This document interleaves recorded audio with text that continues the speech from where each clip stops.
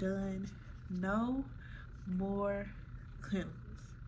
Let me say it again. No more clinicals. Let me say it again. No more clinicals. Sometimes it might feel like those tests are designed to make you fail, and sometimes it be feeling like that.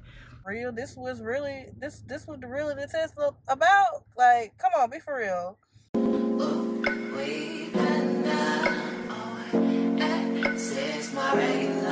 I'm talking.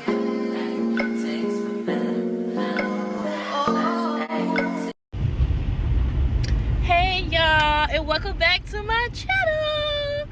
Okay, so this is going to start off my testing week vlog. I'm going to incorporate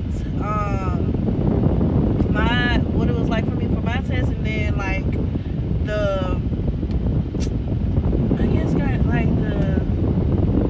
real testing, how it really is testing in nursing school. Yeah, I'll just kind of go over that since I'm in my last semester, and let you guys kind of know what's really tea when it comes to taking these nursing exams. So right now I'm on my way to preceptorship, and I am on shift 5 of 5, so I'm halfway there. Looking good now, nothing's gonna get in my way. But yeah, I'm halfway done, and I'm so excited. I got 3 shifts this week, and then I do my 3 shifts next week. Okay, yeah, so I'm really happy and excited about that because I'm getting closer to not having no more clinical. So by the time this video comes out, I'll be done with preceptorship. I'll be done with it all. So that's what I'm happy about. But yeah, I'm excited to do my little week this week. It's just like one of those things where it's just like, I cannot believe that I am only like 5 shifts away of not having to ever worry about clinicals again. And it's a blessing. But yeah, what else? That's pretty much it. This is me before my shift. I'm starting off I'm doing 3 in a row, so this is 1 of 3. But yeah, this is me before. Now I'll show you guys a little bit. I'll talk to you guys after. Okay, so this is me after my 5th preceptorship day. I kind of got a headache, but I think it's more like a hungry headache. But the shift went really good. Yeah, I had 4 patients this go around. Yeah, it was a pretty solid shift. Nothing too out of the ordinary. Was able to do my assessments, chart, give meds, all of that good stuff. But yeah, nothing too crazy. So right now I'm headed home, about to get in the shower, eat me some breakfast, watch a little TV till I fall asleep, and then we're gonna be on to day 2 of 3 this week. So I'll see you guys when I am headed off to my 2nd preceptorship of 3 this week. Completely was tired and forgot to record but this is Sunday, the night before the exam 1 of my legal class, and your girl is tired. This is like around 1 o'clock in the morning. What was I thinking? But yeah, it was 1 o'clock in the morning. I got my beats on, listen to music, and we about to get into this study again. So it is test day, and I'm so kind of like ready for it, because like I'm ready to kind of get it over with, especially the first test. I'm really trying to do good on my first test, y'all, so I can just be chilling when it comes towards the end of this month, because I don't want to be scrambling trying to, oh, I gotta make a 70 on the final to pass class type thing. No, I'm not trying to do that. I feel pretty good about it. I think I'm going to go over some more questions. I'm pretty good on autonomy because my exam is in my legals class for nursing. So I need to go over some more questions dealing with veracity, autonomy, and all that type of stuff. All those types of questions, just so I can get familiar. Because sometimes the stuff kind of get rolls together, especially when it comes to I think it's veracity and fidelity or beneficence, something like that. But yeah, I'm really happy and excited about that. It's like almost 7, and my class doesn't start till 8. I kind of did that on purpose because we have our comprehensive ATI predictor part B today. And I just want to kind of beat all the morning traffic and stuff like that because it gets hectic. Yeah, because those that traffic be no joke, and try to be stuck in traffic, and then my mind just I'm not even trying to deal with it right now. But yeah, I have the comprehensive predictor today, and then for that class, hopefully, I do pretty good on that. If not, I'll keep studying because the actual one is, I think, in like 2 weeks. So I'm gonna be studying for that, and then I'm gonna have to study for exam 2 for my legal class.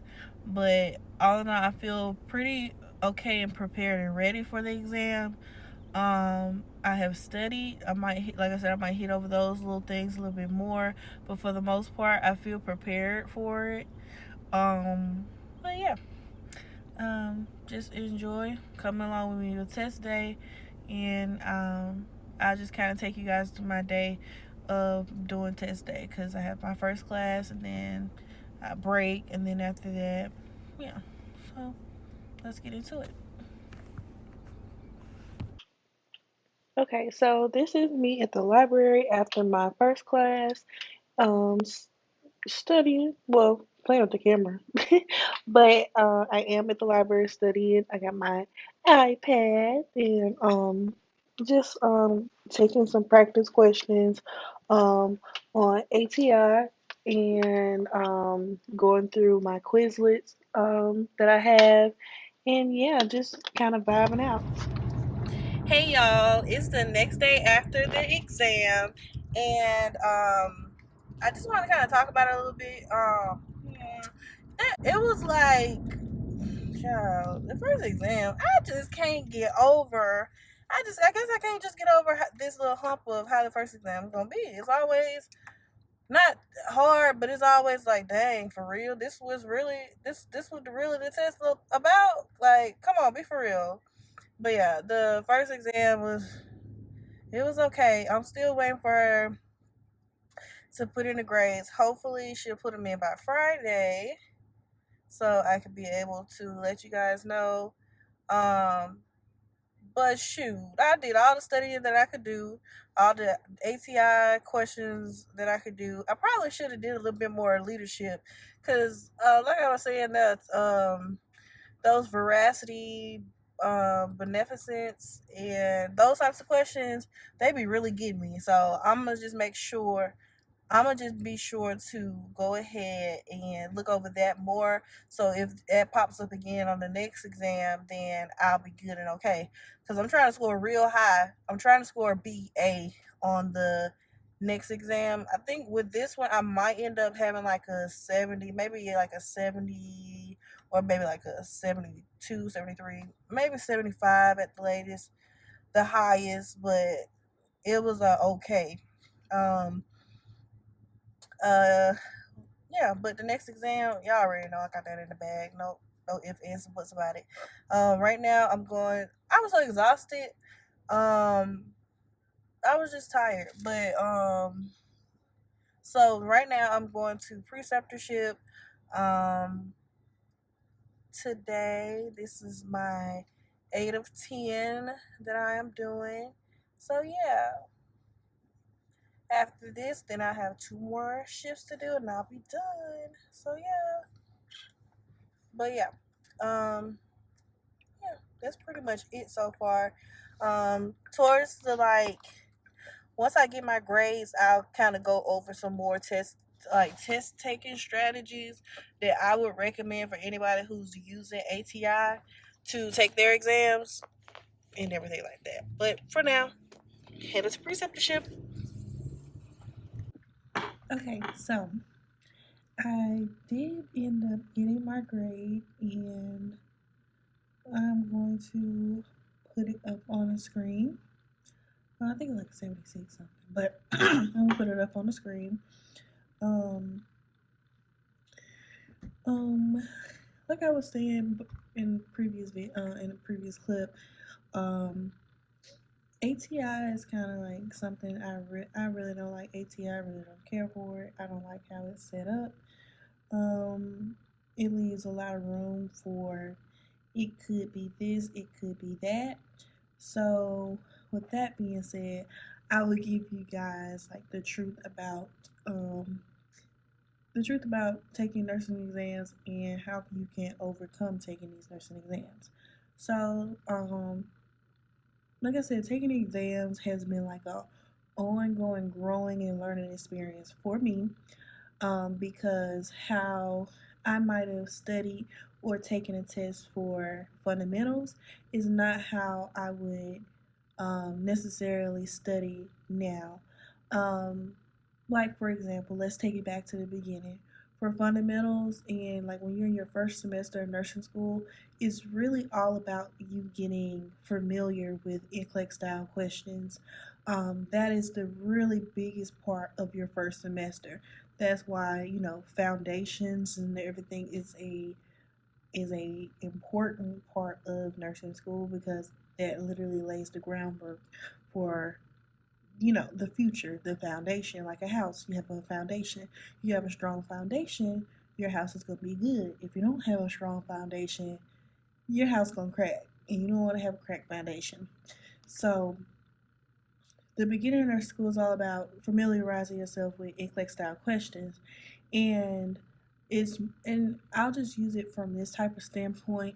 When you're answering questions that's pertaining to med surg, because that's a lot of the majority of what a lot of questions you might receive is med surg style questions. You're gonna need to use your ABCs. That's going to be always important, your ABCs, when it comes to answering that. And let's say it gives you questions about what type of patient would you see first.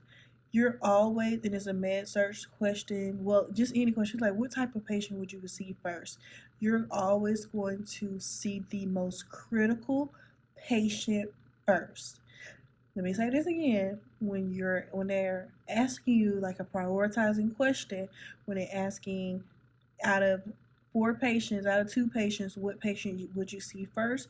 You will always see the most critical patient first, because a most critical patient can change really quick. You don't want to see a patient that's just like, oh, my pain is on a 4 to 10 pain scale, when you just had a patient who just came out of surgery for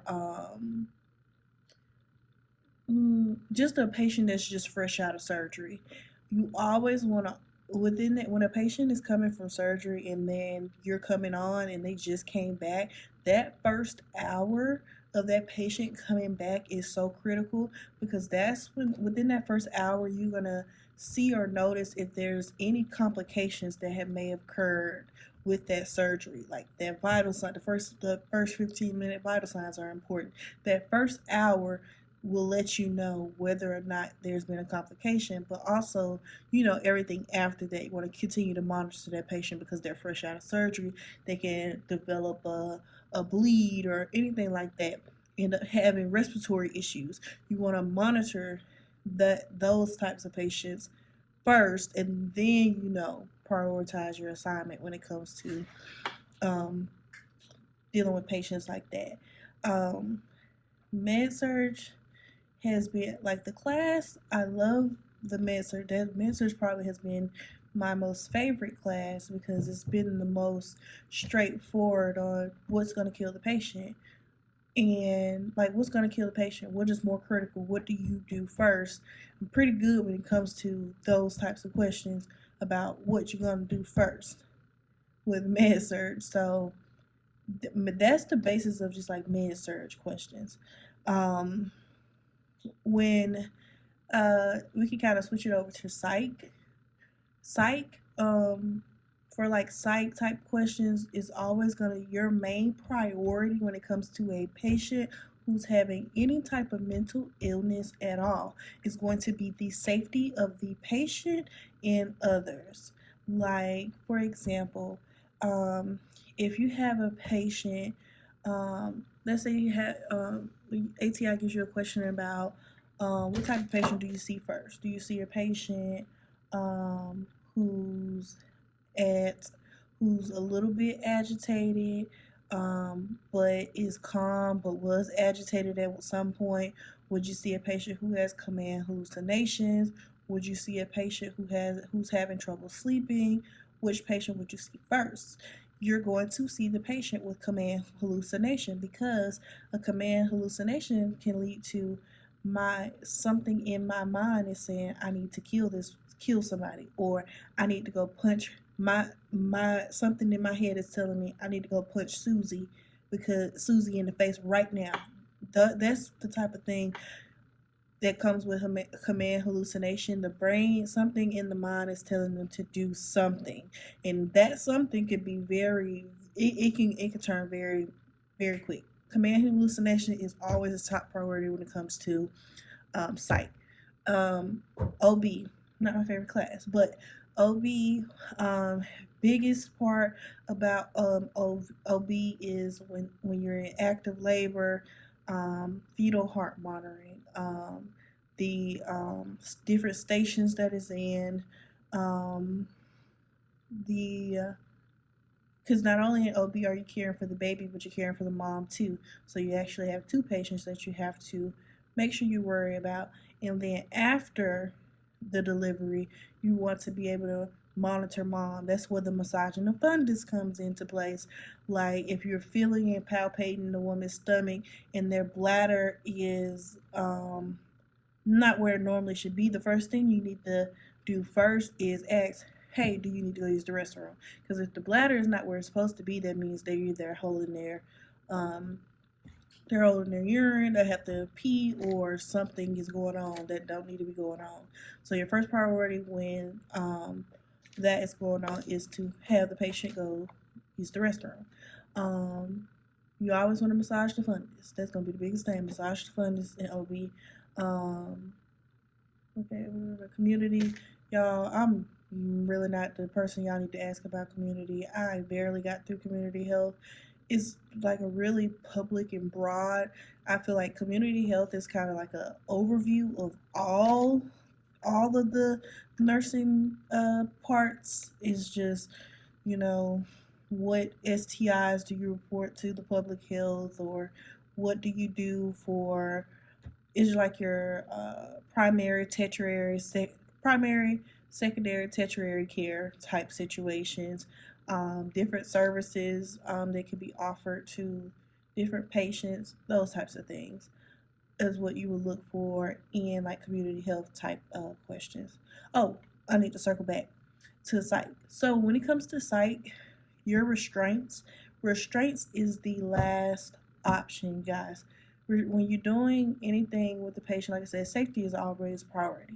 But you don't want to start off with saying, I'm going to put you in restraints, because no, that's not right. Restraints should be the very last resort, and you have an hour. After you put the patient in restraints, you have an hour to get a doctor to sign off on restraints. And it's renewed every 24 hours.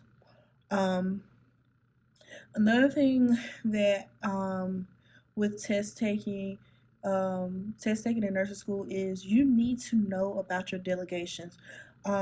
Is different Quizlets that tells you about how to delegate to LPNs, how to delegate to CNAs, or it might say APs, assistive personnel. But you need to know about delegation, because if you are a RN, a nurse, you have to delegate tasks to different types of people. Well, different types of people. So you have to understand, if I am asking um, Betty, who's an LPN, to I think give proton. Is it protonics? Can I give protonics? I'm not sure.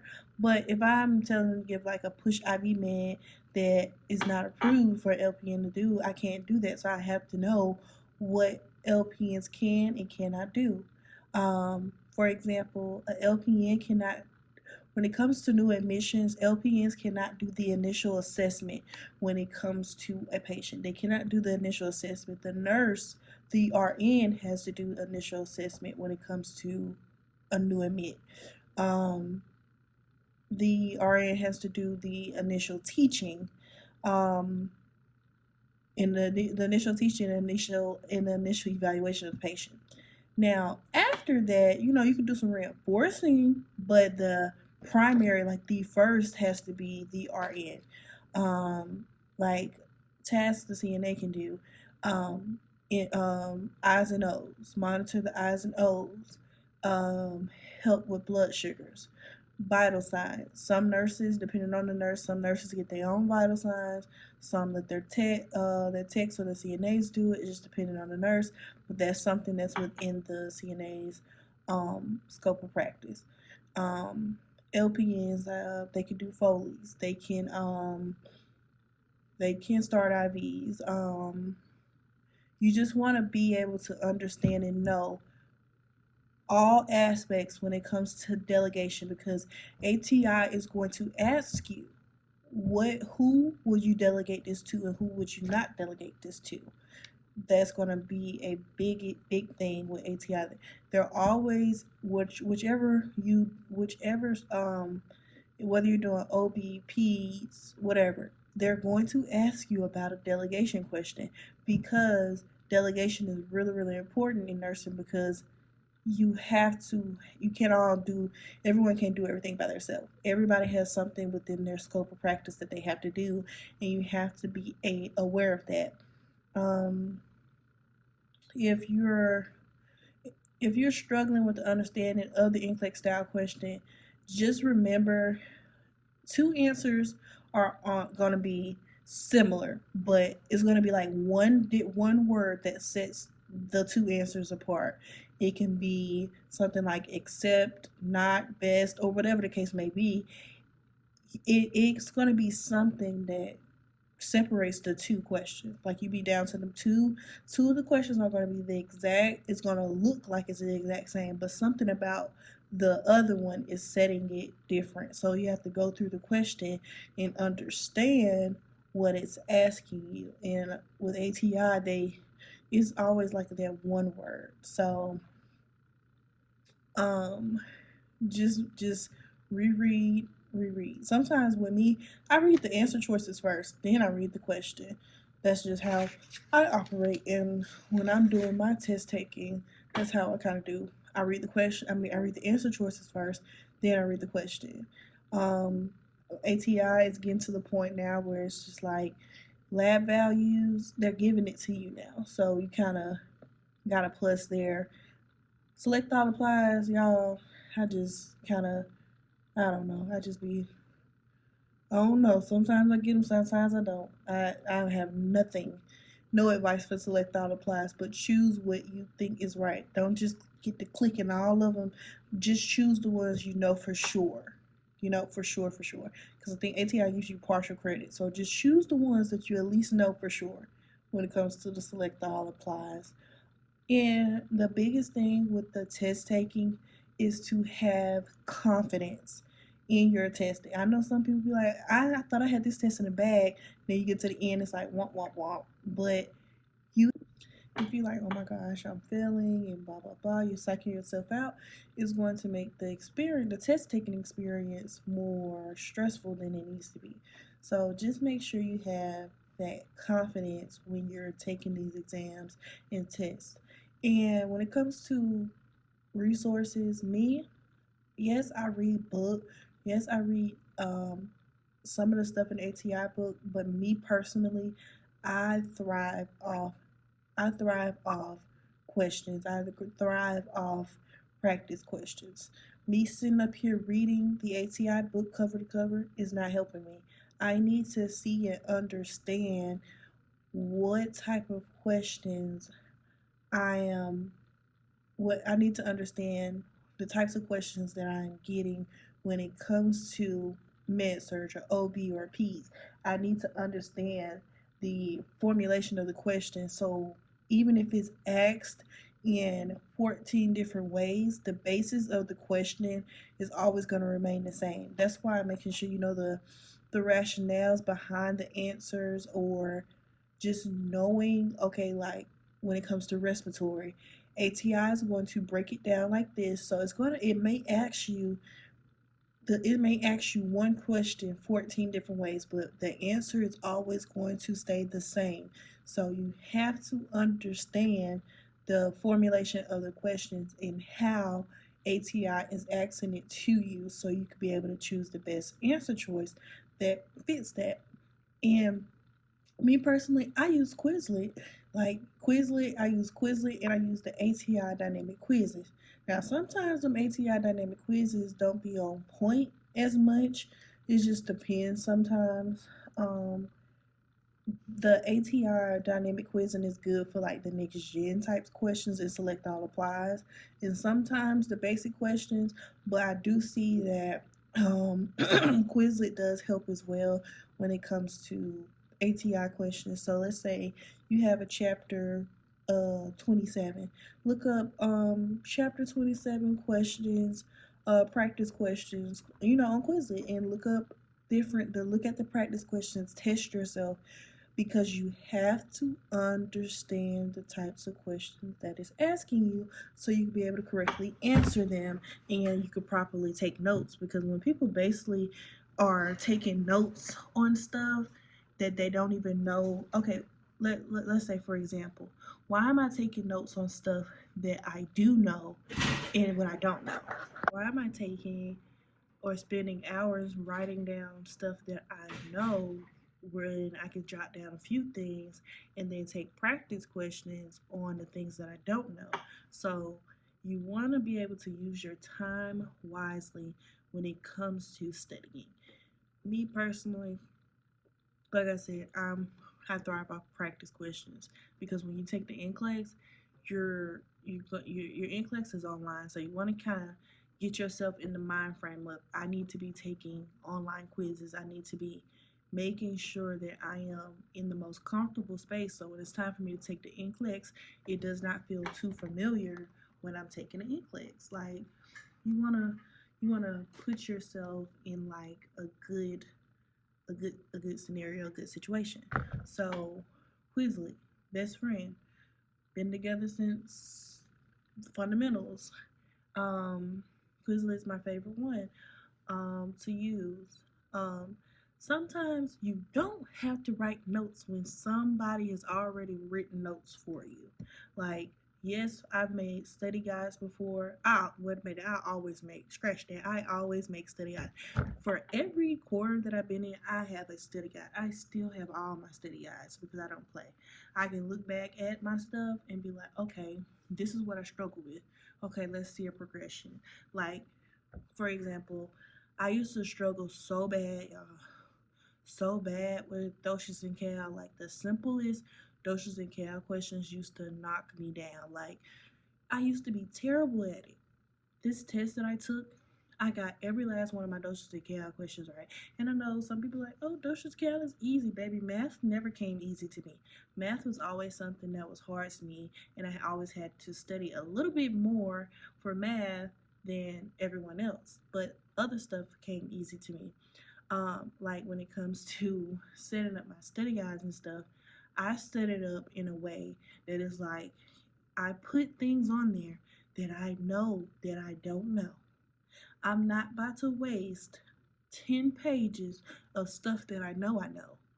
Why am I putting stuff on there that I know, and why is it 10 pages? I can fit everything about let's say we're discussing, let's say, for example, we're talking about the musculoskeletal system. The first page might start off with like a brief review of what it consists of. Yeah, and the stuff that I know is going to be on the first page. Second, third, and all so on and so forth is going to include information that I don't even know. So when I'm studying it, it's like, okay, I'm refreshing my stuff on the stuff that I do know. But now let's get into the meat and potatoes of everything, because I need to start studying stuff that I don't know, because the stuff that I don't know is the stuff to be on the test. So for this particular test that I took, I know to make sure that I look over more questions that pertain to autonomy, veracity, beneficence. I always say the word wrong, but I'm gonna put it up here. But maleficent. I said maleficence. I think it's maleficent, yeah. But yeah, those types of questions gets me every freaking time. So I know in the upcoming study guide that I'm making, I'm going to make sure I include more of a breakdown, right? For me to understand that these are examples of autonomy, which I know autonomy. These are examples of veracity. These are examples of beneficence. These are examples of maleficence. So yeah. But that is what I have so far. But that is what I have so far when it comes to how, like, what it is, like, really. Sometimes it might feel like those tests are designed to make you fail, and sometimes it be feeling like that. But you have to push through it, and you have to understand. Um, you have to understand that people. You have to understand that a test is a test. It's not the end of the world. Um, you might do good on one test, you might do bad on another. It's just kind of what comes with the territory. But you have to put in the time. You have to put in the hustle to be able to get better.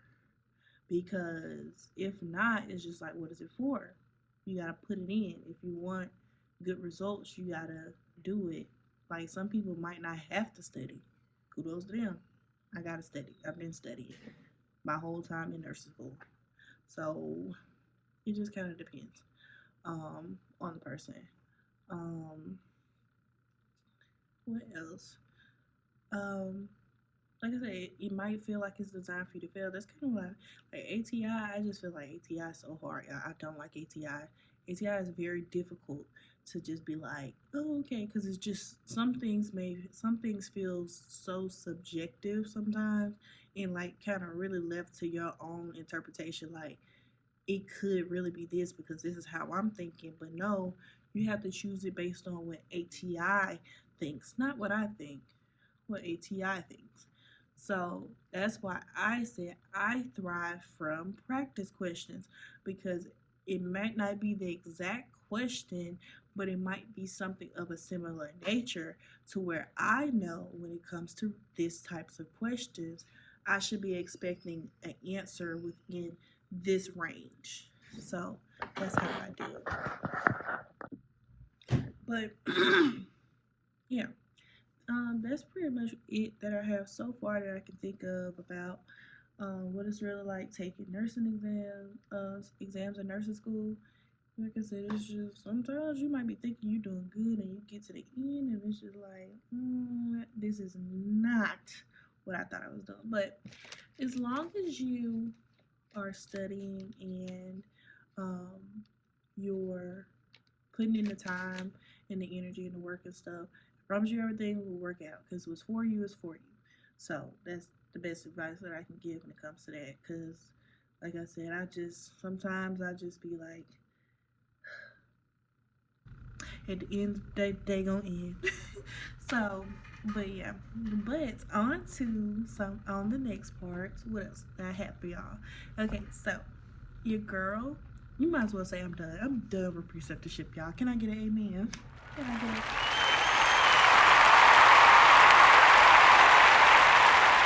Yes, I'm done. No more clinicals. Let me say it again. No more clinicals.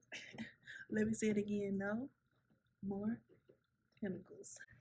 Let me say it again. No more clinicals. No more clinicals.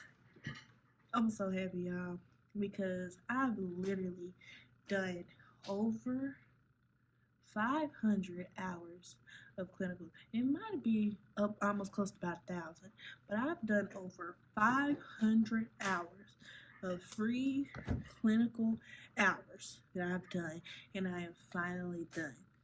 Finally done. I'm finally done. Finally done. With preceptorship. Um, I'm not going to put it in this video because I forgot to film it for this video, but it'll be in the next video. I'll show you guys exactly what I got my preceptor, because if you're doing preceptorship, just get your, at the end, when you're done with your preceptorship, get your preceptor a gift. It ain't got to be nothing fancy or whatever. Just get them a gift for taking the time to precept you. Because I'm going to give mine a gift. So I'll show you guys in the next video. But yeah, preceptorship was fun, but it was very tiring because I was doing 13-hour shifts because my preceptor was charged, so she would get there early and then we would leave late. Yeah, we never left on time. But it was long. It was very, very long. But I'm happy to say I'm done. I'm done. I've learned a lot of preceptorship. I put in any type of tube you can think of. I put it in NG tube, NG tube, Foley, rectal tube, like tubes. If you guys want to hear like a detail about my preceptorship experience, just drop it in the comments down below, and I'll give you guys like a rundown of what happened in preceptorship, like details without, just give you an overview of like things that skills that I've done in the last couple of preceptorships. Just put it down in the comment section below. But I'm excited because we are getting closer to graduation, and I ordered my stuff for pinning, and it's gonna be here today. I already got my cap and gown, but I won't show you guys that until the next video.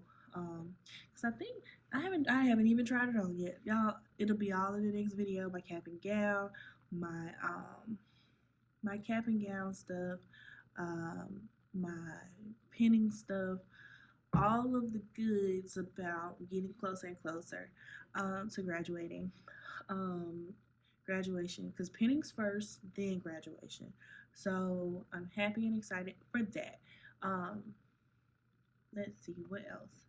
I have the comp predictor in a couple of days, so that's going to be in the next video about the comprehensive predictor, and hopefully I get what I need to get so I can pass and I got to retake it, like that leadership that I got to retake.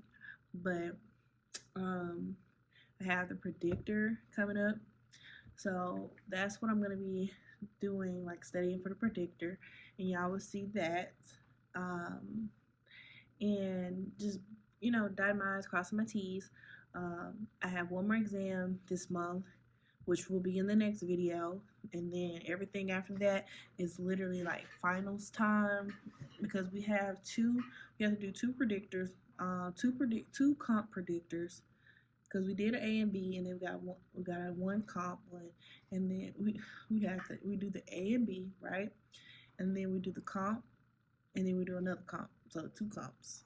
So and yeah, and then yeah, so. And what's crazy to me is finals is the week of graduation. Literally, finals is on that Monday. Graduation is on that Saturday. Who in their right mind did that? Don't know, but kind of is what it is. But I have one more exam this month because we only have 2 exams and a final. Like I told y'all, I'm rocking the house with that next one. Best believe that. Um, but yeah, that's pretty much it. I'll take you guys along through the planning and phasing and everything of that. But yeah, if you haven't already, don't forget to like and subscribe to my channel if you haven't already.